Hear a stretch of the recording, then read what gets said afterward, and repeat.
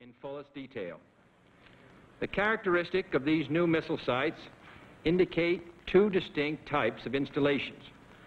Several of them include medium-range ballistic missiles capable of carrying a nuclear warhead for a distance of more than 1,000 nautical miles. Each of these missiles, in short, is capable of striking Washington, D.C., the Panama Canal, Cape Canaveral, Mexico City, or any other city in the southeastern part of the United States, in Central America, or in the Caribbean area. 15 de octubre de 1962. El mundo entero se encuentra en un momento de mucha tensión ante un panorama en el que dos superpotencias militares, Estados Unidos y la Unión Soviética, están al borde de iniciar una guerra nuclear a gran escala, pues en Cuba, Fidel Castro y la URSS desafían a los Estados Unidos instalando bases secretas y submarinos que albergan bombas nucleares que en un conjunto son capaces de destruir más de la mitad del territorio estadounidense en cuestión de unos días.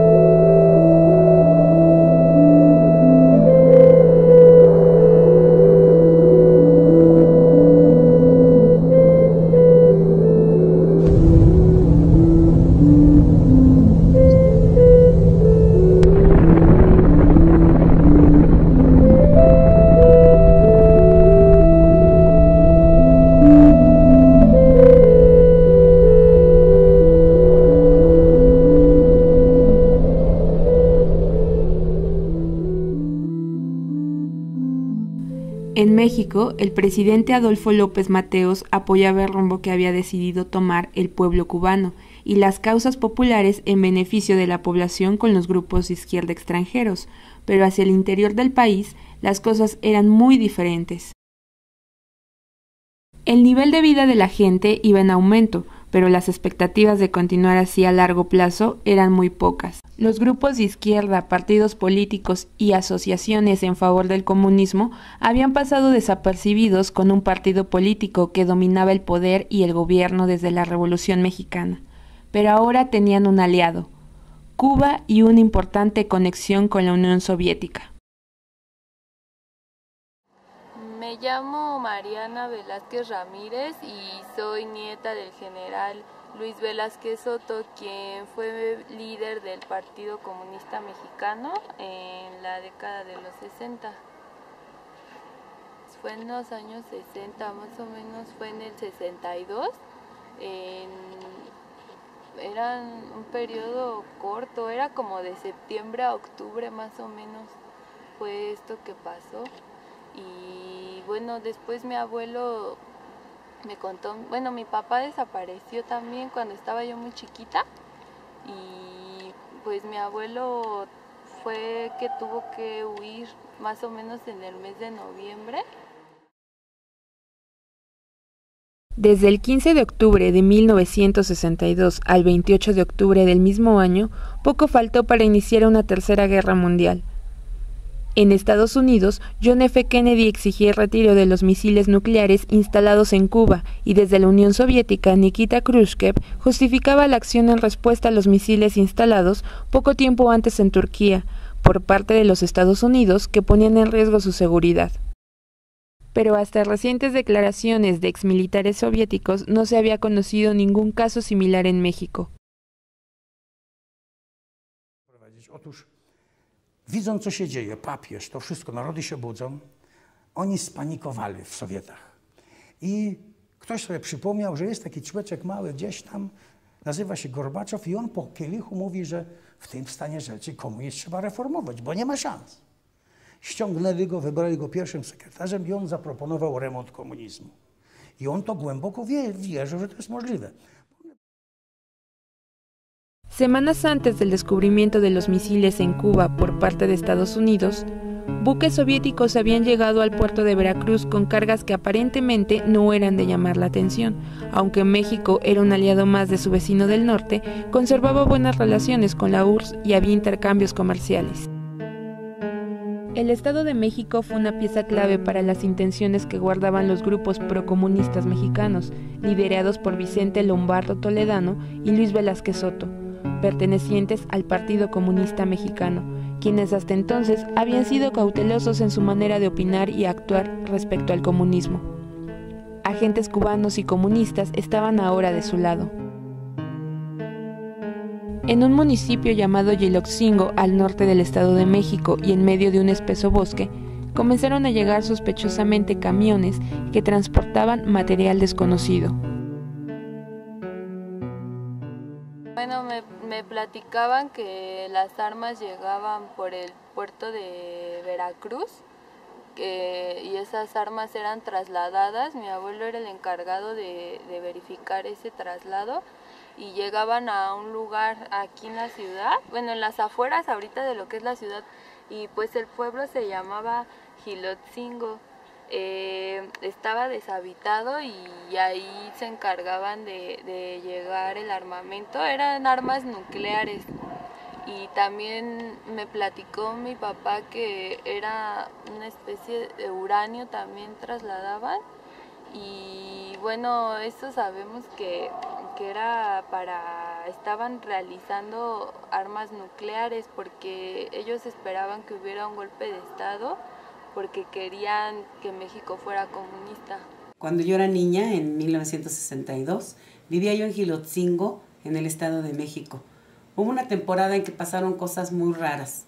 Llegaban camiones con militares, policías, y traían, llegaban los militares, llegaban al pueblo y empezaron a llegar también trenes donde cargaban tambos o bultos o contenedores o no sé cómo se llaman, en ese entonces muy grandes, y se oía cómo trabajaban hasta altas horas de la noche.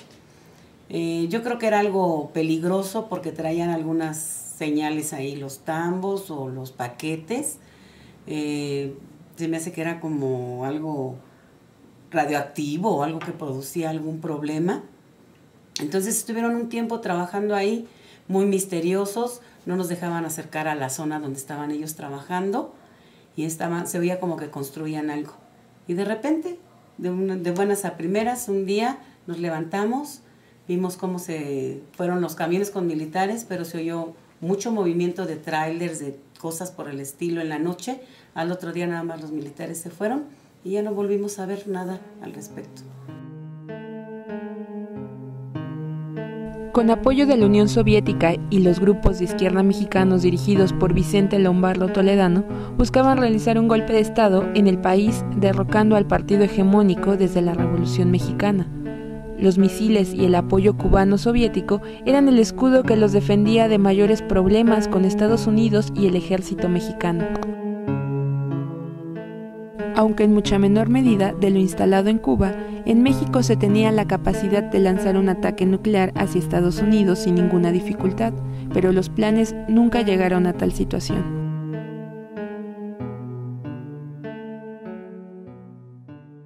W tym stanie rzeczy komunizm trzeba reformować, bo nie ma szans. Ściągnęli go, wybrali go pierwszym sekretarzem i on zaproponował remont komunizmu. I on to głęboko wierzy, że to jest możliwe. Bo on jest mimo wszystko porządny człowiek i on przez swoją porządność ocenia innych. Ocenia, że jak mówi, no to posłuchają go. Guzik, prawda. I on zaproponował do perestrojki remont. Ja i my wszyscy się cieszyliśmy, zachęcaliśmy, niech remontuje. Bo wiedzieliśmy, że podkopie fundament i się rypnie na niego. I tak się stało. I nic mu się nie udało.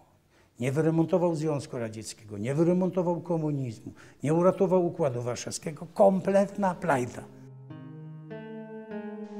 Cuando finalmente los países involucrados llegaron a un acuerdo y se retiraron los misiles evitando una catástrofe mundial, la búsqueda por un México comunista había quedado sepultada.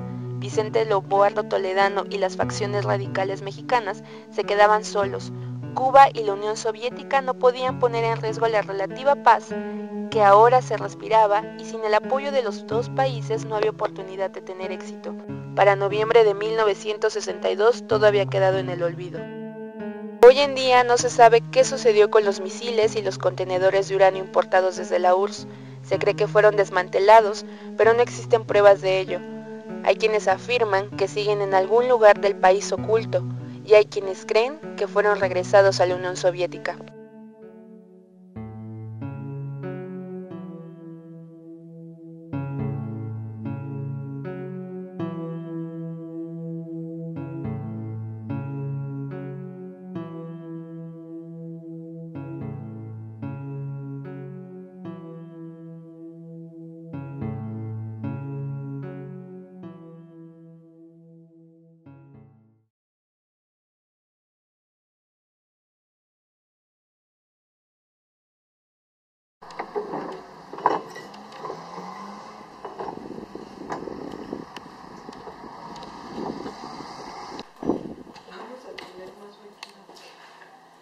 Sí, ¿verdad? Mejor ya no. Se llamaba Xolitzingo y... Graba otra vez. Sí. ¿Ya no le jalo?